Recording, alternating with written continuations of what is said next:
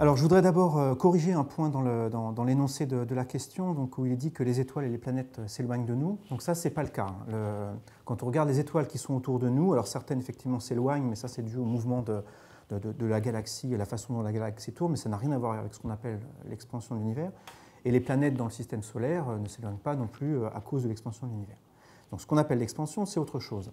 C'est relié à une découverte qui a été faite au début du XXe siècle, et que, pour simplifier, je vais attribuer à Edwin Hubble comme tout le monde le fait. C'est en fait un petit peu plus compliqué que ça, mais bon. Donc la loi de ce qu'a mis en évidence Hubble, qu'on appelle aujourd'hui la loi de Hubble, c'est que les galaxies qui sont autour de la nôtre ont tendance à s'éloigner de nous, et elles le font d'autant plus vite, elles s'éloignent d'autant plus vite qu'elles sont éloignées de nous. Donc ça, c'est ce qu'a démontré Hubble expérimentalement, c'est ce qu'il a mis en évidence. Donc lui ne parlait pas d'expansion.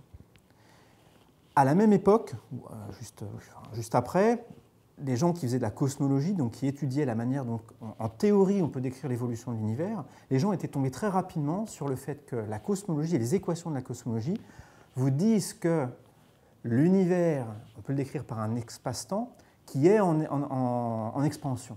Si on fait une analogie qu'on fait souvent, qui est que l'univers serait bidimensionnel, ce serait une surface, cette surface serait en train de s'expandre en permanence. Par exemple, si l'univers était cette table, pour reprendre une analogie que j'ai déjà utilisée tout à l'heure, cette table serait en train de s'expandre dans toutes les directions, comme si cette table était en caoutchouc et vous aviez quelqu'un aux quatre coins en train de tirer sur les coins. Voilà, l'univers, ça serait ça.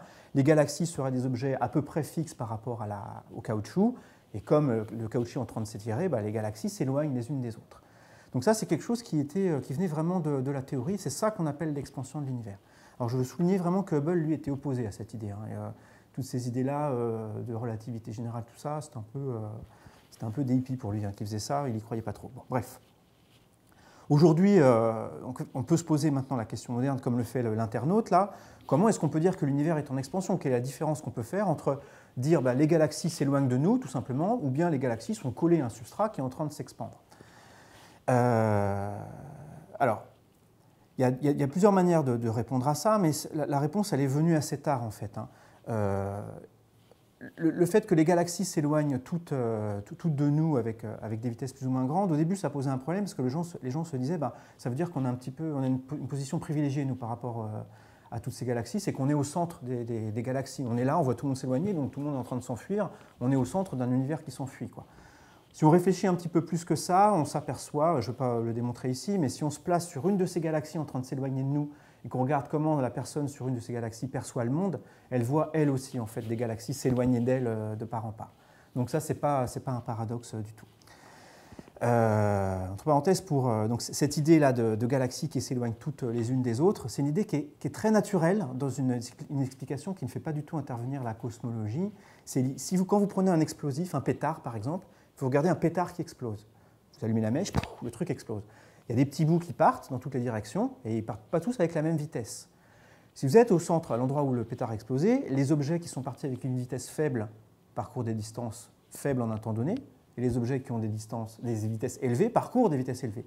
Et si vous, à un moment donné, vous demandez, tiens, quelle est la position et la vitesse des débris, et vous voyez que les débris les plus lointains, ce sont ceux qui ont les vitesses les plus grandes. En fait, vous retrouvez exactement la loi de Hubble, finalement.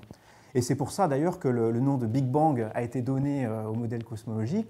Le bang, ça veut dire boom en français, c'est un pétard, le gros pétard, quoi. C'est le modèle du gros pétard. Et ça a été donné par Fred Hoyle, je crois, pour se moquer un petit peu de ce modèle qui prédisait un gros pétard, comme si l'univers était un gros pétard. Bon.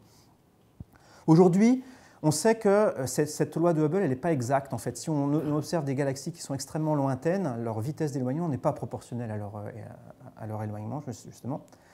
Et en fait, on s'aperçoit que la manière dont les galaxies s'éloignent de nous suit une loi qui suit précisément celle que donne la cosmologie, les équations de la cosmologie. C'est-à-dire que si on fait l'hypothèse qu'effectivement la cosmologie a raison, que l'univers c'est un espace-temps qui est en train de s'expandre, on peut décrire précisément comment s'expand l'espace-temps grâce à son contenu, et les calculs sont tout à fait en accord avec les expériences. Donc voilà, la réponse à ça, on le sait que l'univers est en expansion, parce que les descriptions théoriques qu'on peut en faire sont vraiment d'accord avec l'expérience.